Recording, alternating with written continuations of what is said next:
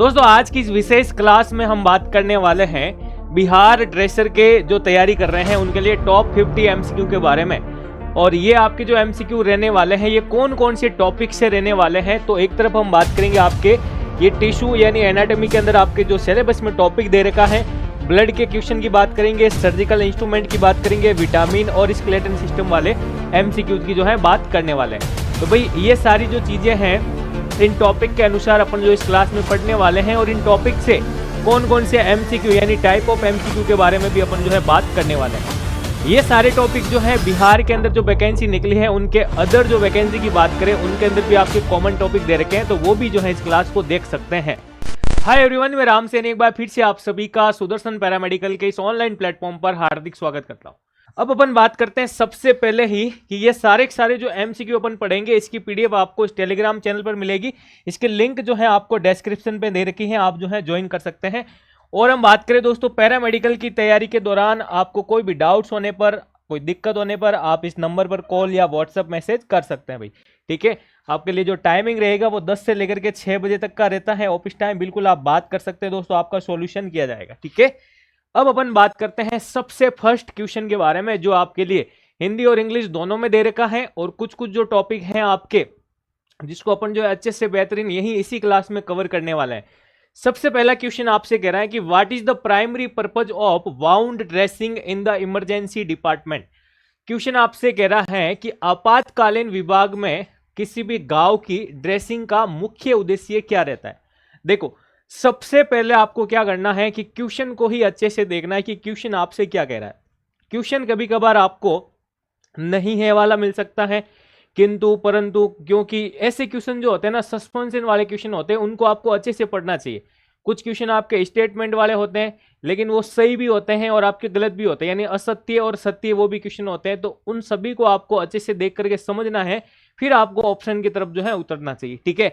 अब यहाँ पे आपसे क्या कह रहे हैं कि जो आप हॉस्पिटल के अंदर, ठीक है ना, ड्रेसिंग करते हैं दोस्तों, ठीक है ना, ड्रेसिंग करते हैं, उस ड्रेसिंग का उसमें भी आपसे पूछा है कि वाउंड की यानी कि किसी भी गांव की जो ड्रेसिंग करते हैं उसका उद्देश्य क्या है, उसका जो है पर्पज क्या है दोस्तों यहाँ पे, ठीक है। अब हम बात करेंगे दोस्तों यहाँ पे कि पहला ऑप्शन आपसे कह रहा है कि डेकोरेशन, क्या इसका उद्देश्य डेकोरेशन है। प्रिवेंट इन्फेक्शन यानी संक्रमण को रोकना। कोज पेन यानी कि दर्द। अगला आपके आता है इंक्रीज ब्लीडिंग यानी कि खून बढ़ना, ठीक है ना, ब्लीडिंग बढ़ जाना। तो यहाँ पे देखो ड्रेसिंग से हम समझ सकते हैं, मैंने आपको डायग्राम से भी समझाया कि ड्रेसिंग करने से हम क्या कर सकते हैं, उस वाउंड को कवर करते हैं। कवर करने से क्या होगा दोस्तों, किसी ना किसी इन्फेक्शन से वो क्या हो जाएगा दोस्तों, बच जाएगा। अब आता है कि सर हमने इसको कवर किया है, ठीक है ना। अब यहाँ पे कवर करने के लिए हमने कोई ना कोई चीज यूज की है, तो यहां से अपन दूसरा क्वेश्चन ये भी याद कर सकते हैं कि ड्रेसिंग के लिए अपन कौन कौन सी चीजें यूज करते हैं। तो ड्रेसिंग के लिए अगर अपन बात करें दोस्तों वहां पे अपने पास क्या क्या होगा भाई, यहाँ वहां पे अपने पास जो है बैंडेज देखने को मिलेगी, ठीक है दोस्तों। गाउज की बात करेंगे दोस्तों, गाउज मिलेगा, ठीक है ना। यहाँ पे इसके अलावा अगर अपन बात करें दोस्तों आयोडीन पोविडीन का नाम सुना होगा, आयोडीन पोविडीन भी है, स्प्रिट भी है, नॉर्मल सलाइन भी है, हैंड ग्लव्स भी अपने को पहनने चाहिए। और कभी कभार अपने को जो है कोई जैसे कि वाउंड के रिगार्डिंग अगर अपने कोई प्रोसीजर भी अगर करना पड़े तो उसके लिए फिर अपन स्टेराइल इंस्ट्रूमेंट जो है वो यूज करते हैं दोस्तों, ठीक है। तो यहाँ पे आपसे ड्रेसिंग का पर्पज पूछा है, तो पर्पज में हम कह सकते हैं कि सर ये संक्रमण को रोकने का काम करता है। भाई आपके ऑप्शन नंबर बी जो है ना प्रिवेंट इन्फेक्शन, ये जो है आपका सही हो जाएगा। सजावट का कोई खेल नहीं है, दर्द देना, खून बढ़ाना, ये सारी चीजें हम जो यहाँ पे गलत कह सकते हैं। और प्रिवेंट इन्फेक्शन जो है, इन्फेक्शन को रोकना आपके ड्रेसिंग का क्या है, पर्पज है दोस्तों। अगला क्वेश्चन आता है what is the recommended solution for cleaning most open wounds, ठीक है ना।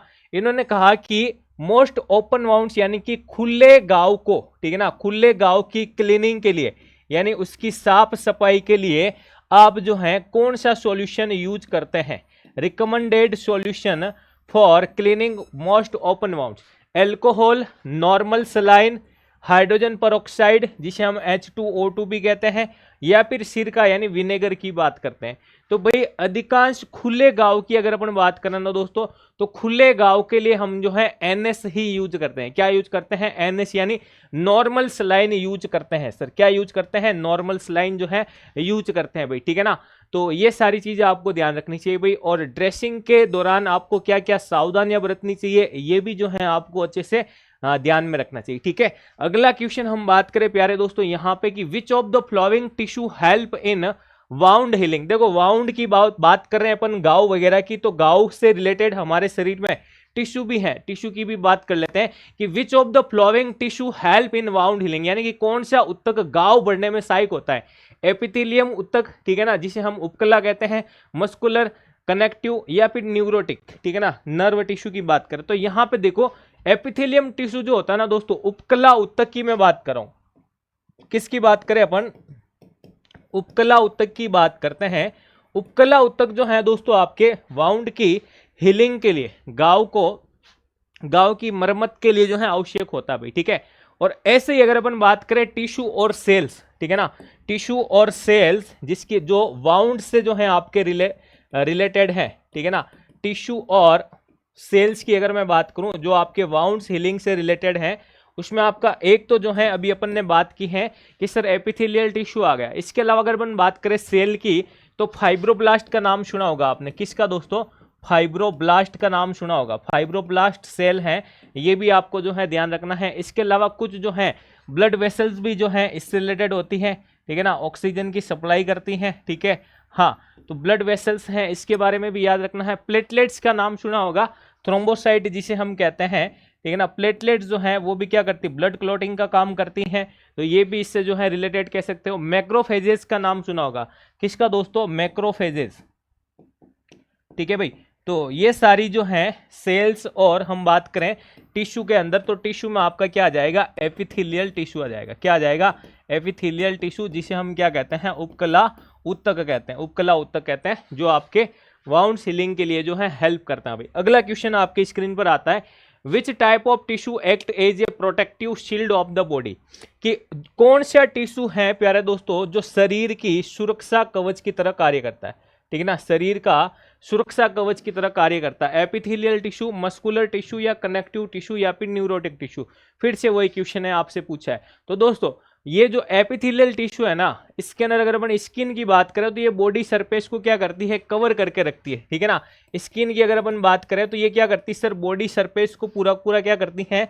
कवर करके रखती है भाई। क्या करती हैं? कवर करके रखती हैं, जिससे क्या होता है? प्रोटेक्शन प्रोवाइड करती है भाई, जिससे क्या होता है?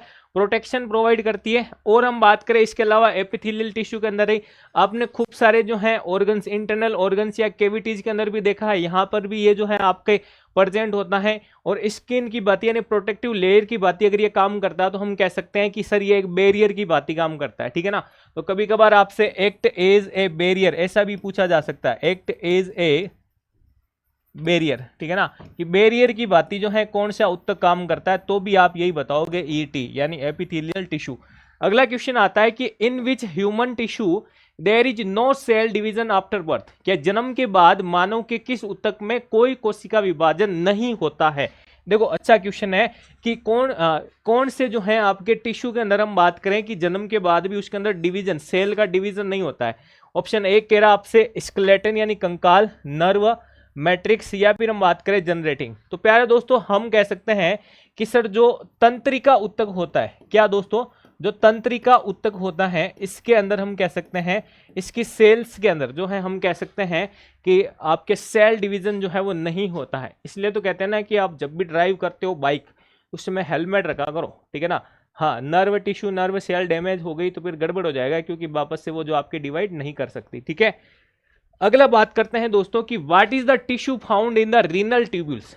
देखो यहां पे आपसे पूछा है कि रीनल ट्यूब्यूल्स के अंदर आपके कौन सा उत्तक पाया जाता है, कौन सा उत्तक पाया जाता है। प्यारे दोस्तों रीनल ट्यूब्यूल्स के बारे में पहले आपको पता करना पड़ेगा, फिर उसके अंदर जाके देखेंगे सर वहां पे जो है कौन सा टिश्यू है। तो रीनल ट्यूब्यूल्स को अपन कहां पढ़ते हैं प्यारे दोस्तों? अपन इसको यूरिनरी सिस्टम के अंदर पढ़ते हैं। कहां पे पढ़ते हैं? जब अपन यूरिनरी सिस्टम पढ़ते हैं ना, यूरिनरी सिस्टम, ठीक है, जिसे हम क्या कहते हैं? उत्सर्जन तंत्र, उत्सर्जन तंत्र, उत्सर्जन तंत्र जब आप पढ़ते हो तब। अब रीनल ट्यूब्यूल्स वहां पे आ जाती हैं। आप लोगों ने देखा होगा कि पीसीटी की बात करते हैं, हेनले लूप की बात करते हैं, डीसीटी की बात करते हैं और कलेक्टिंग डक्ट की बात करते हैं। किसकी बात करते हैं? Collecting duct. ये चारों चीजें आपके जो हैं ट्यूब्यूल्स के अंदर जो है दिखाई देती हैं भाई, ठीक है। तो ये चीज आपसे पूछा गया है कि इस रीनल ट्यूब्यूल्स के अंदर, इन ट्यूब्यूल्स के अंदर कौन सा टिश्यू है आपके प्रेजेंट होता है। तो इन ट्यूब्यूल्स के अंदर आपके सिंपल क्यूबोइडल एपिथेलियम टिश्यू जो है वो प्रेजेंट होता है। सिंपल क्यूबोइडल एपिथेलियम टिश्यू जो है आपके प्रेजेंट होता है। लेकिन हम बात करें कि सर ये पीसीटी, डीसीटी, हेनले लूप ये काम क्या करता है, तो भाई पीसीटी का जब भी आपसे पूछा जाए आप लोग कह सकते हैं कि ये रीअब्जॉर्प्शन का काम करते हैं, पानी का, ग्लूकोज का, आयंस का। हेनले लूप अगर आपसे पूछें तो एक्टिव ट्रांसपोर्टेशन होता है, ठीक है ना। अगर आपसे डीसीटी के बारे में पूछे दोस्तों तो ये क्या करता है आपके, यहाँ पे हम कह सकते हैं सर सेलेक्टिव रीअब्जॉर्प्शन या सीक्रेशन का काम होता है। और लास्ट में अगर अपन बात करें कलेक्टिंग डक्ट, ठीक है ना, जहां पे क्या होता है फाइनल कंसंट्रेशन ऑफ यूरिन देखने को मिलता है भाई, ठीक है। तो ये चीजें आपको यहाँ पे ध्यान रखनी चाहिए। इनके वर्क यानी कि फंक्शन के रिगार्डिंग भी हमने बात की है और इसमें टिश्यू पाया जाता है उसकी भी अपन ने बात की। अगला क्वेश्चन आता है कि which of the following is a function of epithelium tissue. Epithelium tissue का कार्य जो है वो कौन सा है इसमें से। यहाँ पे देखो ऑप्शन की तरह हमें दे रखे हैं सीरीज के अंदर। तो देखो जब भी हमने एपिथेलियम पढ़ा था हम बात करते हैं प्रोटेक्शन का काम करता है, सिक्रेशन का काम करता है, एब्जॉर्प्शन का काम करता है, लेकिन रेस्पायरेशन की बात हम नहीं करते हैं। फिर आता है कि प्रोटेक्शन, सिक्रेशन, सेंसेशन और एब्जॉर्प्शन, ठीक है। फिर आता है आपके प्रोटेक्शन, सिक्रेशन, एब्जॉर्प्शन और डाइजेशन का ये काम नहीं करता है। तो हम यहाँ पे कह सकते हैं कि हमारा बी ऑप्शन जो है वो राइट है। ये प्रोटेक्शन का काम भी करता है, सेंसेशन का काम भी करता है, सिक्रेशन और एब्जॉर्प्शन का काम भी ये करता है भाई, ठीक है। अगला आता है कि which of the following cells of connective tissue secrete antibodies. क्या बात है, ये आपसे पूछा है। एक तरफ आपको सेल्स दे रखी हैं और आपसे पूछा है कि इनमें से एक जो सेल है ये एंटीबॉडी बनाने का काम करती है। क्या काम करती है प्यारे दोस्तों? एंटीबॉडी बनाने का काम, ठीक है। और वो भी ये कौन सी कोशिकाओं की बात कर रहा है, ये कह रहा है कि आपके ये सारी की सारी सेल जो है ना ये कनेक्टिव टिश्यू की सेल्स है। किसकी है दोस्तों? Connective tissue. तो कनेक्टिव टिश्यू जब अपन पढ़ते हैं तो ऐसी खूब सारी सेल्स के बारे में अपन जो है पढ़ते हैं भाई। जैसे हम बात करें कनेक्टिव टिश्यू में फाइब्रोब्लास्ट है, मैक्रोफेजेज है, मास्ट सेल है, प्लाज्मा सेल्स हैं, एडिपोसाइड है, ठीक है ना, ल्यूकोसाइट्स हैं, मिजेनकाइमल सेल्स हैं। इन सब के बारे में अपन जो है देखते हैं, ठीक है।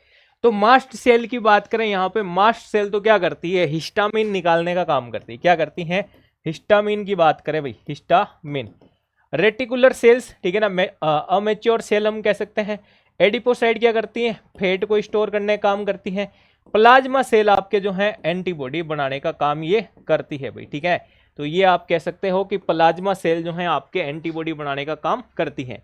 अगला क्वेश्चन आता है कि what substance do mast cell secrete. लो भाई, अभी हमने बात की कि मास्ट कोशिकाएं कौन सा पदार्थ स्रावित करती हैं। तो अभी हमने कहा ही था कि सर ये जो है हिस्टामिन बनाने का काम ये करती हैं। तो आपका ये सीधा ही जो है आंसर राइट हो जाएगा, ठीक है। अगला आता है कि विच इंट्रावेनस फ्लूइड इज आइसोटोनिक। कौन सा आईवी फ्लूइड जो इंट्रावेनस आईवी दिया जाता है ये आपके जो है समदाबीय या आइसोटोनिक होता है। 0.9% नॉर्मल सलाइन, या फिर हम बात करें 5% डेक्सट्रोज इन वाटर, 3% सलाइन, या फिर डेक्सट्रोज 10%। भाई यहाँ पे आपसे पूछा है कि आइसोटोनिक कौन सा है, तो हम कह सकते हैं कि सर जो 0.9% NS होता है ये आपके क्या होता है भाई? आइसोटोनिक होता है। नेक्स्ट क्वेश्चन की बात करें प्यारे दोस्तों, which of the following surgical instrument is used to clamp blood vessels और टिश्यू। आपसे क्या पूछा है कि क्लैंपिंग करने का काम कौन करती है, ठीक है ना। क्लैंपिंग करने का काम कौन करता है, किस किस के रिगार्डिंग आपसे पूछा है प्यारे दोस्तों? ब्लड वेसल्स के रिगार्डिंग, ठीक है ना, या फिर कोई जो है टिश्यू है उसके रिगार्डिंग क्लैंप करने की बात आपसे कही है, ठीक है। स्कालपेल, हीमोस्टेट, फोर्सेप या फिर नीडल होल्डर, ठीक है। तो अगर अपन बात करें एक एक के बारे में दोस्तों, तो स्कालपेल से तो हम कह सकते हैं कि कोई ना कोई सर्जिकल इंसीजर लगा सकते हैं, ठीक, इंसीजन लगा सकते हैं, ठीक है ना, सर्जिकल इंसीजन या बायोप्सी वगैरह उन सब में इसका काम करता है, ठीक है। अगला आता है हीमोस्टेट की। अगर अपन बात करें तो हीमोस्टेट में ही होता है भाई क्लैंपिंग करना, ठीक है ना। क्लैंपिंग करने का काम जो है आपके क्लैंपिंग ट्यूबिंग, ठीक है ना, आप कह सकते हो कि ट्यूब वगैरह हैं, वेसल्स वगैरह हैं, क्लैंप करने का काम करता है। फोर्सेप की अगर अपन बात करें तो हम कह सकते हैं कि फोर्सेप के माध्यम से कोई ना कोई अगर जो है फॉरेन बॉडी है उसको रिमूव करना हो। निडल होल्डर है, निडल होल्डर से निडल को अपन क्या कर सकते हैं, होल्ड कर सकते हैं। तो क्लैंप के बारे में हमसे जो पूछे तो हम क्या बताएंगे भाई, हीमोस्टेट जो है इसके द्वारा हम क्या कर सकते हैं, ऊतक या रक्त वाहिकाओं को क्लैंप किया जा सकता है।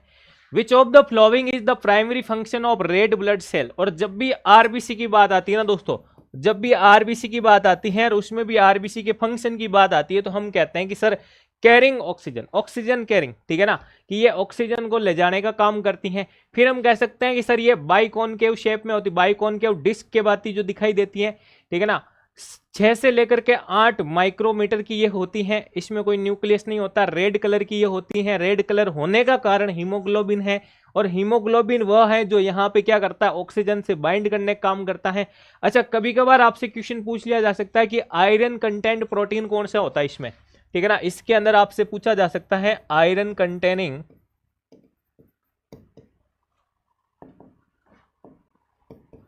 प्रोटीन, ठीक है। तब भी आप क्या बताओगे प्यारे दोस्तों, उस समय भी आपको यही बताना है कि हीमोग्लोबिन आ जाएगा। क्या आ जाएगा, हीमोग्लोबिन जो आ जाएगा। और इसी हीमोग्लोबिन के कारण इसका कलर कैसा दिखाई देता है, रेड कलर आपका जो है इसका दिखाई देता है। हम कह सकते हैं सर 6 से 8 माइक्रोमीटर की ये होती हैं, और ये जो है आपके बाइकॉनकेव डिस्क के अंदर जो है डिस्क के रूप में हमें देखने को मिलती हैं। और यहाँ पे इसके काम की बात करें तो ऑक्सीजन ट्रांसपोर्ट का ये काम करती हैं सर, ठीक है। अगला आता है प्यारे दोस्तों, विच type of white blood sales is primary involve in fighting bacterial infection. की किस प्रकार की डब्ल्यूबीसी मेनली यानी मुख्य रूप से जीवाणु संक्रमण से लड़ने में शामिल होती, न्यूट्रोफिल, इयोसिनोफिल, बेसोफिल या फिर लिम्फोसाइट, ठीक है। आपसे पूछा है कि भाई इन्फेक्शन से लड़ने के लिए, बैक्टीरिया से लड़ने के लिए, तो हम कह सकते हैं कि sir first line of defence against bacteria, और उसे हम क्या कहते हैं, न्यूट्रोफिल कहते हैं। क्या कहते हैं प्यारे दोस्तों, न्यूट्रोफिल जिसे हम कहते हैं भाई। तो ये आप जो है याद रख सकते हो, first line of defence against bacteria, ठीक है, दैट इज कॉल्ड न्यूट्रोफिल। अगला आ सकता है आपके कि what is the main protein found in the RBC that bind to oxygen. अभी हमने बात की थी दोस्तों इसके बारे में कि लाल रक्त कोशिकाओं में पाए जाने वाला मुख्य प्रोटीन कौन सा है जो ऑक्सीजन के साथ जुड़ता है। तो अभी हमने बात की थी इस हीमोग्लोबिन के बारे में दोस्तों, ठीक है। हाँ, जो क्या करता है, रेड कलर भी प्रोवाइड करता है। A blood test that measure a number red blood cells, white blood cells और प्लेटलेट्स। आपसे पूछा है कि एक ऐसा ब्लड टेस्ट जिसके अंदर आपको आरबीसी का काउंट भी देखने को मिलेगा, डब्ल्यूबीसी का भी मिलेगा, और आपसे कहा है प्लेटलेट्स भी मिलेगा।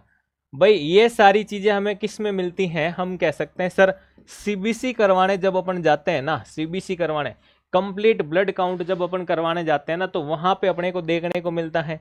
इसके अलावा वहां पे आपको एचबी लेवल भी देखने को मिलता है, ठीक है ना। रेड सेल इंडिसेज भी देखने को मिलती है, रेड सेल इंडिसेज भी आपको देखने को मिलती है, जिसके अंदर हम कहते हैं MCH, MCSC, MCV और RDW, ये सारी चीजें भी आती है, ठीक है ना। तो यहाँ पे आपका ऑप्शन हो जाएगा भाई सीबीसी। तो सीबीसी के बारे में आप सब लोग जानते होंगे दोस्तों अच्छे से, ठीक है। अगला क्वेश्चन आता है यहाँ पे आपके सामने कि which condition is caused by deficiency of platelets. इनमें से आपको बताना है कि प्लेटलेट्स की कमी से कौन सी स्थिति उत्पन्न होती है। तो यहाँ पे देखो, सबसे पहले अगर कुछ भी नहीं आता हो ना, तो भी आप देख सकते हो कि सर आपको पता है कि सर आरबीसी होती है एक होती है डब्ल्यूबीसी और एक होती है प्लेटलेट्स, ठीक है। अब इतना तो सबको ही पता है बेसिकली कि आरबीसी को हम इरिथ्रोसाइट भी कहते हैं, क्या कहते हैं, इरिथ्रोसाइट्स भी कहते हैं। डब्ल्यूबीसी को अपन जो है ल्यूकोसाइट्स भी कहते हैं, और हम बात करें प्लेटलेट्स को सर हम जो है थ्रोम्बोसाइट भी कहते हैं। क्या कहते हैं, थ्रोम्बोसाइट। अब अगर ये बेसिक भी आपको पता है ना, तो यहाँ से आंसर निकाल लोगे दोस्तों, थ्रोम्बोसाइटोपिनिया। क्या निकाल लोगे, थ्रोम्बोसाइटोपिनिया आपका जो है यहाँ पे आंसर हो जाएगा दोस्तों, ठीक है। हाँ, तो ऐसे आपको जो है आंसर आप जो है निकाल सकते हो भाई, ये छोटी छोटी चीजें, ठीक है। अगला आता है भाई आपके यहाँ पे कि which of the following is a hallmark sign of leukaemia. Leukaemia का एक प्रमुख कारण है। अभी अपन ने बात की दोस्तों कि ये जो ल्यूकोसाइट है, ठीक है, ये किस से रिलेटेड है, तो हमने कहा कि सर डब्ल्यूबीसी से है। तो ये ल्यूकेमिया भी किससे रिलेटेड है, डब्ल्यूबीसी से। डब्ल्यूबीसी के अलावा यहाँ पे जो भी है उसको काट दो, तो ये दोनों तो आपके जो है यहाँ पे क्रॉस हो जाएंगे भाई, ठीक है।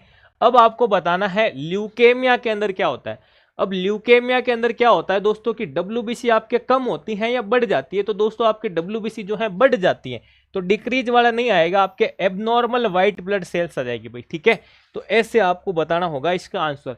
What is the main purpose of administering IV fluid. IV fluid देने का मुख्य उद्देश्य क्या होता है। जब भी आईवी यानी कि इंट्रावेनस जब दिया जाता है ना आईवी फ्लूइड, तो उसका उद्देश्य क्या है, फॉर टेस्ट यानी कि स्वाद के लिए, फॉर डेकोरेशन क्या डेकोरेशन के लिए, टू मेंटेन हाइड्रेशन और इलेक्ट्रोलाइट बैलेंस, या फिर टू स्टॉप ब्रीथिंग। तो भाई यहाँ पे देखो ये जो तीनों रीजन इन्होंने दिए है ना, तो ये तो गलत हो जाएंगे, क्योंकि सांस बंद पेशेंट ये करवानी नहीं है, हमारा काम है सेवा करने का, ठीक है ना। तो टू मेंटेन हाइड्रेशन, हाइड्रेशन को मेंटेन करेंगे, और इलेक्ट्रोलाइट का जो है बैलेंस बनाए रखने के लिए आईवी फ्लूइड दिया जाता है। बाकी सारे सजावट नहीं करनी है सर, ठीक है। अगला आता है कि which of blood component is essential for clot formation. Clot formation के लिए रक्त का कौन सा घटक आवश्यक है। तो क्लॉट के लिए आप सबको पता है कि सर थ्रोम्बोसाइट या प्लेटलेट्स की हम जो है बात करते हैं। और जब भी आपको रक्त के थक्के से संबंधित विटामिन पूछे तो आप के बता देना, ठीक है। हाँ, इस क्लास के सारे क्वेश्चन होने के बाद आप लोग अपना टेस्ट जो है वो चेक कर सकते हैं कि आपके 50 में से कितने नंबर आ रहे हैं, टॉप 50 में से आपके कितने नंबर आ रहे हैं। तो जितने भी नंबर आ रहे हैं, ईमानदारी से अगर आप इस क्लास को देख रहे हैं, अच्छे से आप तैयारी कर रहे हैं, तो बिल्कुल कमेंट करके जरूर बताना कि सर मेरे इतने नंबर आए हैं और इसी प्रकार के क्वेश्चन आपको और करवाने चाहिए। तो भी आप जो है कमेंट जरूर करें दोस्तों, ठीक है। यही आपके जो है एग्जाम का लेवल रहता है भाई, इसी टाइप के क्वेश्चन मिक्स आपके पूछे जाते हैं। What condition is characterized by excessive production of red blood cell. अब इस बार आपसे क्या पूछा है कि आरबीसी की अगर संख्या बहुत ज्यादा मात्रा में बढ़ जाती है तो उसे हम क्या कहते हैं। तो आरबीसी को आपको पता हम क्या कहते हैं कि इरिथ्रोसाइट की बात करें, ठीक है। तो यहां से आप इसका मतलब निकाल सकते हैं, ठीक है। पॉलीसाइथेमिया की बात करें, पॉलीसाइथेमिया ही होता है excessive production of blood cell, यानी कि आरबीसी की जो है मात्रा आपके जो है बढ़ जाना। ल्यूकेमिया के अंदर तो हम किसकी देखते हैं, डब्ल्यूबीसी की देखते हैं। किसकी देखते हैं दोस्तों, डब्ल्यूबीसी। एनीमिया में हम क्या देखते हैं, आरबीसी का काउंट जो है वो आपके लो हो जाता है, ठीक है ना। तो यहाँ पे देखो अपन बात कर सकते हैं पॉलीसाइथेमिया जो है आपके इसका आंसर सही हो जाएगा, ठीक है। अगला हम बात करें कि what is the normal range for haemoglobin in adult males. हाँ, ये क्वेश्चन अच्छा है कि हीमोग्लोबिन की सामान्य सीमा आपको मेल्स के अंदर बतानी है भाई, है ना, एडल्ट मेल के अंदर बतानी है। तो अगर अपन एवरेज की बात करें तो वो 13.8 से 17.2 ग्राम पर डेसीलीटर होती है, आप लोगों ने देखा होगा, ठीक है ना। हाँ, 13.8 से 17.2, ठीक है, ये आपको एवरेज वैल्यू याद रखनी है। अब इस ऐसे क्वेश्चन को आपको इससे मैच करते हुए करना पड़ेगा भाई, ठीक है ना। तो यहाँ पे देखो अगर अपन बात करें 13.8 से 17.2, तो यहाँ पे ए ऑप्शन तो होगा नहीं, ये भी नहीं होगा। अब 12, 16 से 14, 18, तो एवरेज वैल्यू अगर मैं मानूं दोस्तों यहाँ पे बी होगा, ठीक है। लेकिन यहाँ पे हम कह सकते हैं 13.8 से, यानी 12 से ज्यादा है और 17 से कम है, लेकिन ये भी नहीं होगा, ठीक है, क्योंकि 18 तक तो होगा ही नहीं, ठीक है। तो इन दोनों का एवरेज जो है आपको ये याद रख सकते हैं भाई, 13.8 से 17.2 आप जो याद रख सकते ग्राम पर decilitre of blood. Which of the following is an important function of plasma protein. Plasma protein जो है वो क्या काम करती है भाई, ठीक है। तो प्लाज्मा प्रोटीन के बारे में आपको जो है बताना है दोस्तों। हाँ, जब अपन ब्लड पढ़ते हैं तब देखते हैं ना, उसके अंदर प्लाज्मा के बारे में पढ़ते हैं। तो प्लाज्मा प्रोटीन जो वो क्या काम करती है। अब प्लाज्मा प्रोटीन के कंपोनेंट की अगर अपन बात करें इसमें, मान लो तो एक आपने देखा होगा एल्बुमिन के बारे में, ठीक है, एक आपने देखा होगा ग्लोबुलिन के बारे में, ठीक है ना। एल्बुमिन आ जाता है, ग्लोबुलिन आ जाता है, फाइब्रिनोजन और प्रोथ्रोम्बिन की बात भी करते हैं, ठीक है ना। ट्रांसफेरिन भी आप देखते होंगे, आयरन ट्रांसपोर्ट के लिए काम आता है। तो यहाँ पे देखो अगर अपन बात करें, कैरी ऑक्सीजन तो नहीं आएगा, ठीक है। हाँ, आरबीसी काम करती है। प्लाज्मा प्रोटीन की बात करें आपसे तो हेल्प इन ब्लड क्लॉटिंग। क्यों दोस्तों ब्लड क्लॉटिंग में हेल्प क्यों करती है, क्योंकि यहाँ पे फाइब्रिनोजन और प्रोथ्रोम्बिन ये भी आपको देखने को मिलता है। फाइब्रिनोजन और प्रोथ्रोम्बिन ठीक है। तो इसकी कारण से हम कह सकते हैं कि ये ब्लड क्लॉटिंग के अंदर हेल्प करती हैं। और अगर सिंपल एल्बुमिन की बात करते हैं तो हम कह सकते हैं ऑन्कोटिक प्रेशन को मेंटेन करते काम करती है। अगर आपसे पूछे ना कि प्लाज्मा के अंदर, ठीक है ना, कौन सा प्रोटीन जो है आपके ऑन्कोटिक प्रेशर को मेंटेन करता है, एल्बुमिन आ जाएगा। इम्यूनिटी प्रोवाइड कौन करवाता है, तो ग्लोबुलिन करवाता है, ठीक है। ऐसे आप याद। ट्रांसफेरिन क्या करता है, तो आयरन का ट्रांसपोर्ट करने का काम करता है, ठीक है। What is the primary function of platelets, platelets क्या करता है, तो प्लेटलेट्स की बात करें भाई, carry oxygen to tissue, RBC आ जाएगा। फाइट इन्फेक्शन, डब्ल्यूबीसी आ जाएगी। Form blood clots to stop bleeding, क्या बात है, ये आपका जो है राइट हो जाएगा प्लेटलेट्स के रिगार्डिंग दोस्तों, ठीक है। अगले क्वेश्चन की बात करूं यहाँ पे, what does the term reticulocyte refer to, reticulocyte शब्द जो है इसमें किससे संबंधित है भाई, रेटिकुलोसाइट की बात करें, जब जब अपन रेटिकुलोसाइट की बात करें, आरबीसी से पहले अगर अपन जाते हैं इसके प्रोसेस में, तो हम कह सकते हैं कि सर इमेच्योर फॉर्म की अगर अपन बात करें, इमेच्योर फॉर्म ऑफ आरबीसी, ठीक है, इमेच्योर फॉर्म ऑफ आरबीसी, जिसे हम क्या कहते हैं, रेटिकुलोसाइट हम कहते हैं दोस्तों, ठीक है। सिंपल सा क्वेश्चन है, आपको याद रखना चाहिए दोस्तों, इसी प्रकार के क्वेश्चन पूछे जाते हैं। नेक्स्ट क्वेश्चन आता है कि which instrument is use to hold the skin और टिश्यू ड्यूरिंग सर्जरी। लो भाई, अभी हम बात करके आए थे इंस्ट्रूमेंट के रिगार्डिंग की सर्जरी के दौरान किसी त्वचा या ऊतक को पकड़ने के लिए कौन सा उपकरण जो है काम में लेते हैं, तो अपन पीछे बात करके आए थे, 4 ऑप्शन में थे। वहां उस क्वेश्चन में हमारा हीमोस्टेट था, लेकिन वहां पे फोर्सेप का क्वेश्चन भी था, तो मैंने आपको बताया था किसी ना किसी टिश्यू को पकड़ने के लिए आपके हम किसकी बात करते हैं, फोर्सेप की बात करते हैं भाई, ठीक है। अगला आता है आपके यहाँ पे, which of the following is the primary role of albumin in blood plasma. तो अभी हमने बात की थी ब्लड प्लाज्मा के अंदर एल्बुमिन क्या काम करता है, तो एल्बुमिन के रिगार्डिंग देखो मैंने अभी आपको बताया था, एक तो एल्बुमिन बताया था, ठीक है ना, एक मैंने बताया था आपको ग्लोबुलिन, ठीक है, फाइब्रिनोजन की बात की थी, प्रोथ्रोम्बिन की बात की थी, और एक आपको याद रखना चाहिए ट्रांसफेरिन दोस्तों। भाई ये चीजें आपको याद रखनी चाहिए, ये क्वेश्चन पूछ लिए जा सकते हैं। एल्बुमिन की बात करें तो ये आपके जो हैं मेंटेन करता है ऑन्कोटिक प्रेशर को, ठीक है। ग्लोबुलिन का संबंध इम्यूनिटी से, फाइब्रिनोजन इन दोनों का ब्लड क्लॉटिंग से, ठीक है। और ट्रांसफेरिन क्या करता है, आपके आयरन को ट्रांसपोर्ट करने का काम करता है, ठीक है। तो यहाँ पे देखो एल्बुमिन पूछा है, तो मेंटेनिंग ऑन्कोटिक प्रेशर आपका जो है राइट हो जाएगा दोस्तों, ठीक है। अगला क्वेश्चन आता है कि which of the following is the most common type of anaemia in the world, कि वर्ल्ड के अंदर दुनिया में एनीमिया का सबसे आम प्रकार कौन सा है। ए ऑप्शन आपसे कह रहा है iron deficiency anaemia, vitamin B12, sickle cell या अप्लास्टिक, तो आपका ए ऑप्शन ही यहाँ पे सही हो गया था, ठीक है ना। आगे जाने की आवश्यकता ही आपको नहीं है दोस्तों, कॉमन क्वेश्चन है, ध्यान रख सकते हैं आप एनीमिया के रिगार्डिंग। नेक्स्ट क्वेश्चन आता है कि which bone forms the forehead. अच्छा, माथे का निर्माण कौन सी हड्डी करती, फोरहेड की बात करा है। तो यहाँ पे देखो अगर मैं फोरहेड की बात करूँ आपसे, ये आपको फोरहेड इसके पीछे जस्ट आपके पेराइटल आ जाता है भाई, एक बार जैक्सन को लाना, मैं आपको फोरहेड दिखाता हूँ, ठीक है ना। फोरहेड की आपसे बारे में पूछा ये, तो ये अभी आपको जैक्सन भी खुद बताएगा, देखना, ठीक है ना, कि किस प्रकार से जो है फोरहेड की अपन बात कर रहे हैं, ठीक है। तो जैसे फोरहेड का अगर आपसे पूछे दोस्तों, तो ये है आपके फोरहेड दोस्तों, स्कल के अंदर ये स्कल की बोन है, जिसमें अगर अपन कहें ना कि स्कल की बोन अगर आपको याद करने का भी बोले, तो आप लोगों को पता होगा कि मैंने 206 हड्डियों को आपको जो है बता रखा है एक शॉर्ट ट्रिक के अंदर, कि ओ इंजीनियर फिर से पिएगा तू पानी, ठीक है ना। तो इससे आप याद रख सकते हो, ओ इंजीनियर फिर से। अब देखो एप आ गया इसके अंदर, तो आपके कौन सी बोन आ गई, ये फ्रंटल बोन आ गई। क्या आ गई भाई, कौन सी आ गई, अरे ये फ्रंटल बोन आ गई भाई, इसकी है ना। हाँ, तो ये फ्रंटल बोन, ये माथे का निर्माण का पूछ रही है आगे वाले का, तो आपके कौन आ गया भाई, ये आ गया आपके सर यहाँ पे। हाँ, तो यहाँ पे देखो फ्रंटल बोन आपका जो है इसका राइट आंसर हो जाएगा, ये आप याद रख सकते हैं। नेक्स्ट आता आपके सामने कि which vitamin is known as the sunshine vitamin. वाह भाई, कि सनशाइन विटामिन के रूप में किसे जाना जाता है भाई, धूप में जाओगे, ठीक है ना, चमकोगे, सनशाइन की बात कर रहा है। सनशाइन विटामिन की अगर अपन बात करें दोस्तों, तो आपको याद आना चाहिए दोस्तों विटामिन डी के बारे में। किसके बारे में? विटामिन डी के बारे में दोस्तों।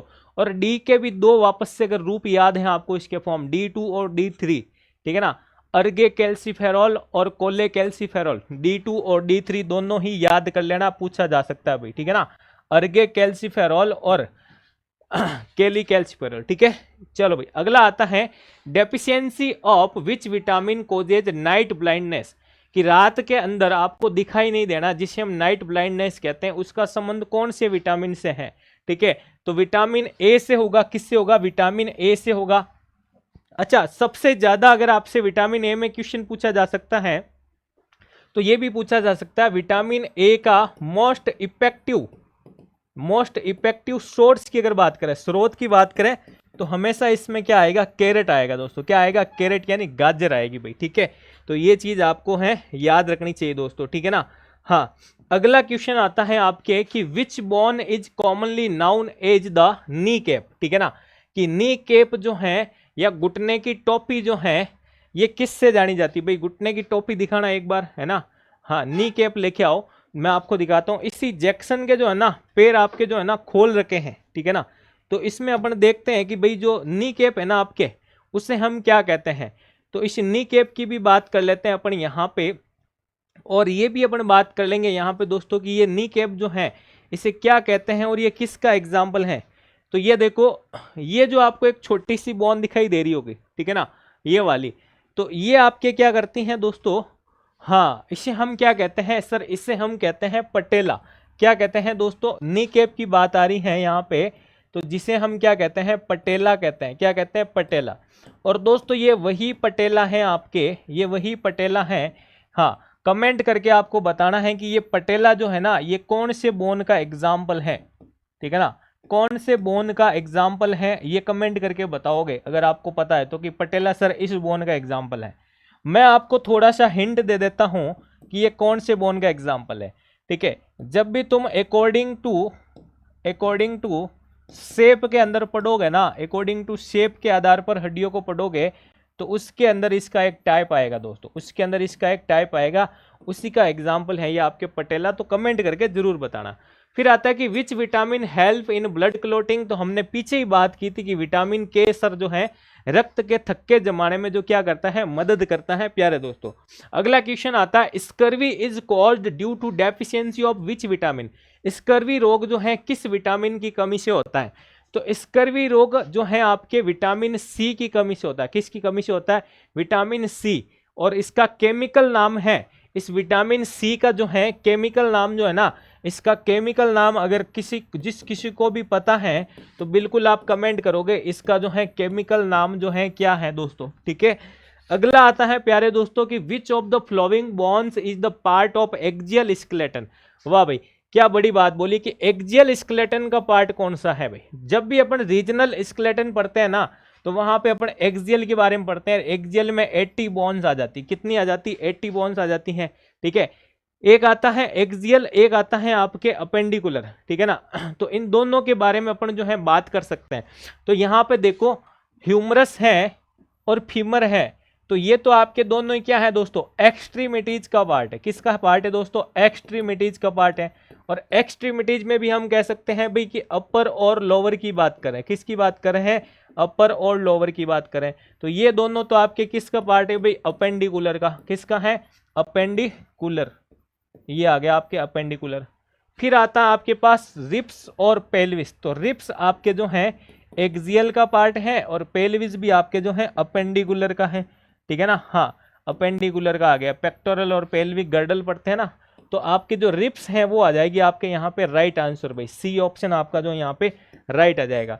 अगला बात करते हैं यहाँ पे, हाँ ये रही रिप्स आपके, जो अभी मैं बात कर रहा था ना, ये रिप्स की बात कर रहा था, ये आपके है ना सारी की सारी आपके एक्सियल स्केलेटन के अंदर इंक्लूड होती है, ठीक है। नेक्स्ट आता है कि what is the name of the process where new bone is formed, कि उस प्रक्रिया का नाम बताना है जिसमें आपके नई हड्डी बनती है। तो अगर किसी को इतना सा पता है ना कि सर लाइसिस का मतलब क्या होता है, जेनेसिस का मतलब क्या होता है, तो इतना सा पढ़ के ही वो बता देगा कि इस क्वेश्चन का आंसर क्या होगा। तो यहाँ पे देखो, लाइसिस तो होगा नहीं क्योंकि इन्होंने कहा बनती है, बनने की प्रक्रिया, तो लाइसिस का मतलब तो ब्रेकडाउन हो गया, जेनेसिस का मतलब हो गया आपके बनना, और ऑस्टियो वर्ड किसके रिगार्डिंग है दोस्तों, बोन के रिगार्डिंग। किसके रिगार्डिंग, बोन। तो बोन का बनना आपके ऑस्टियोजेनेसिस हो गया। अब ऑस्टियोब्लास्ट और क्लास्ट की बात करें तो मैंने आपको एक क्लास में और बताया था, बी से ब्लास्ट का मतलब ऐसे नहीं टूटना बिगड़ना, नहीं, यहाँ पे बनने की बात होगी। बोन फॉर्मिंग सेल्स हैं, ये आपके जो है बोन डेस्ट्रॉइंग सेल है ऑस्टियोक्लास्ट। तो ऐसी चीजें आपको याद रखनी पड़ेगी दोस्तों, ठीक है। अगला आता है क्वेश्चन की विच विटामिन इज वाटर सोल्यूबल, ठीक है। वाटर सोल्यूबल इसमें से कौन कौन सा है, ठीक है। तो यहाँ पे वैसे आपको याद होगा कि बी और सी जो है ये आपके वाटर सोल्यूशन है, सोल्यूबल है, और फैट सोल्यूबल में आपके एडेक आ जाते हैं, ठीक है ना। तो ये आपके जो है सी इसमें आ जाएगा, ठीक है। नेक्स्ट आता है आपके विच vitamin is essential for healthy eyes, स्वस्थ आंखों के लिए कौन सा।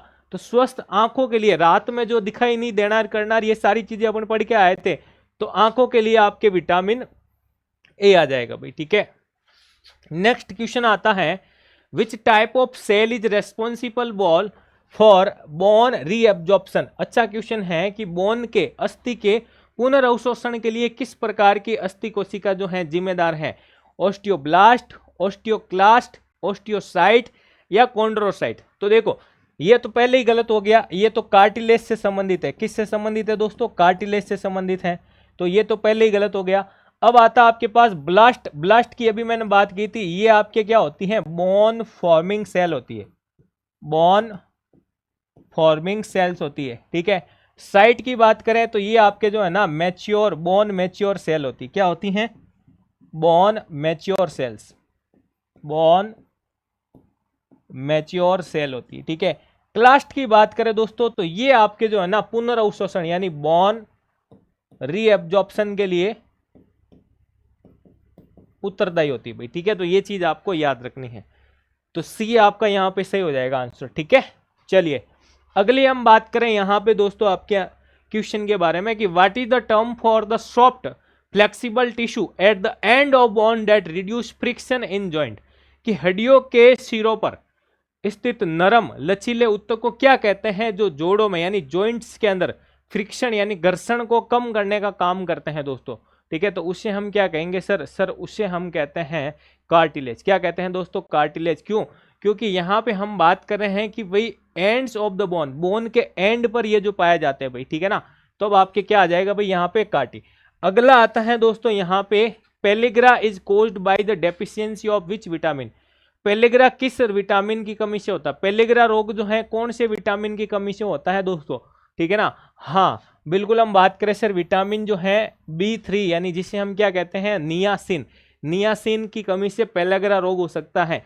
देखो विटामिन जब भी पढ़ो आप दोस्तों तो विटामिन में एक तो आपको पढ़ना पड़ेगा इसका जो है आपको केमिकल नेम, ठीक है, इसके बाद इसके कॉमन नेम, इसके बाद इसके फंक्शन, ठीक है। फिर हम बात करेंगे इसके फंक्शन के अलावा, जैसे कि ये डिजीज की बात करें, किसकी बात करें, डिजीज की, तो ऐसे आप कवर कर सकते हैं। अगला क्वेश्चन आता है which of the following is the largest bone in the human body. Human body के अंदर सबसे बड़ी हड्डी कौन सी होती है, टीबिया, फीमर, ह्यूमरस और पेल्विस। तो सबसे बड़ी अगर अपन बात करें तो भाई फीमर आ जाती है। कौन सी आ जाती है, फीमर।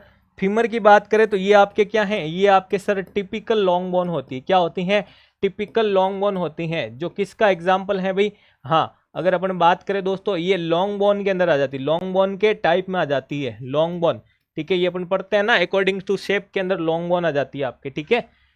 चलिएगा अगला आता है कि vertebral column is divided into how many regions. Vertebral column देखो ये आपके जैक्सन के अंदर आपको वर्टिबल कॉलम, ये मैं देखो ये इस प्रकार से दिखाई दे रहा है, ये जो आपको वर्टिबल कॉलम दिखाई दे रहा है ना, हाँ।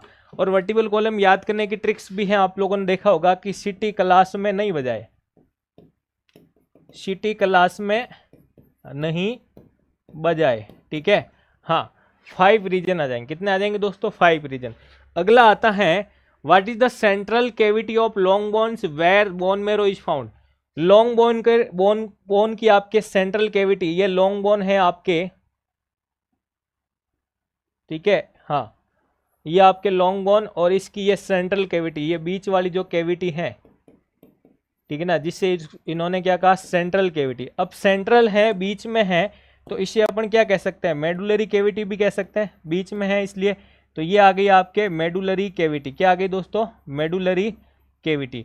अब मेडुलरी कैविटी किसका पार्ट है दोस्तों? शाफ्ट का पार्ट है, और शाफ्ट को ही अपन क्या कहते हैं, आप लोगों को पता होगा, डायाफाइसिस कहते हैं। क्या कहते हैं?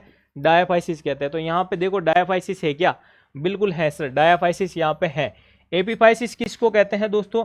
अपर पार्ट और लोअर पार्ट को हम क्या कहते हैं? एपीफाइसिस कहते हैं। क्या कहते हैं? एपीफाइसिस कहते हैं। मेटाफाइसिस ये आपके यहाँ पे बीच वाला पार्ट। पेरियोस्टियम आपके शाफ्ट का ही एक पार्ट होता है, मेडुलरी कैविटी के अलावा पेरियोस्टियम। ठीक है, अगला आता है आपके what is the term for the process of bone healing after a fracture.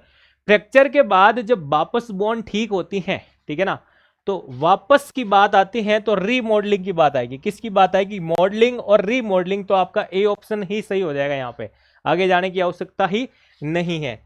अगला क्वेश्चन आता है कि which of the following is an example of chemical disinfect. Chemical disinfectant यानी कीटाणुनाशक, रासायनिक कीटाणुनाशक का कौन सा उदाहरण है? Steam, hydrogen peroxide, UV light, या फिर हम बात करें फिल्ट्रेशन। भाई केमिकल के नाम से यहाँ पे एक ही चीज आ रही है, यहाँ पे आपके हाइड्रोजन पेरोक्साइड H2O2 की यहाँ पे बात हो रही है। ठीक है, तो ये जो है आपको याद रखना है। नेक्स्ट क्वेश्चन आता है 50 number question, which instrument is use to remove fluids और ब्लड ड्यूरिंग सर्जरी। इस सर्जरी के दौरान तरल या रक्त निकालने के लिए किस उपकरण का उपयोग किया जाता है? Suction tip, artery forcep, retractor, या फिर हम बात करें ट्रोकार। ठीक है भाई, तो यहां पे देखो बात कर रहे हैं कि सर रक्त निकालने के लिए, सर्जरी के लिए तरल या फिर रक्त निकालने के लिए तो सक्शन टिप जो है अपने यूज करते हैं भाई, ये चीज आपको याद रखनी है। तो ये आपके आज की क्लास के क्वेश्चन थे दोस्तों, ठीक है ना। हाँ, ये क्वेश्चन आपको कैसे लगे एक बार जो है कमेंट करके जरूर बताना। इसकी पीडीएफ आपको यहाँ पे टेलीग्राम चैनल पर जो है अवेलेबल हो जाएगी, और कितने क्वेश्चन आपके सही हुए हैं ये भी आपको कमेंट करके बताना है। ये जैक्सन आपसे पूछ रहा है कि आपके कितने क्वेश्चन जो है वो सही हुए हैं, तो आप बिल्कुल जो है जरूर बताएं। और अगर इस जैक्सन की क्लास आप पहली बार देख रहे हैं तो इसे क्या करना है, सुदर्शन पैरामेडिकल के नाम से जो हमारा चैनल है इसे आपको क्या करना है, सब्सक्राइब करना है। धन्यवाद दोस्तों।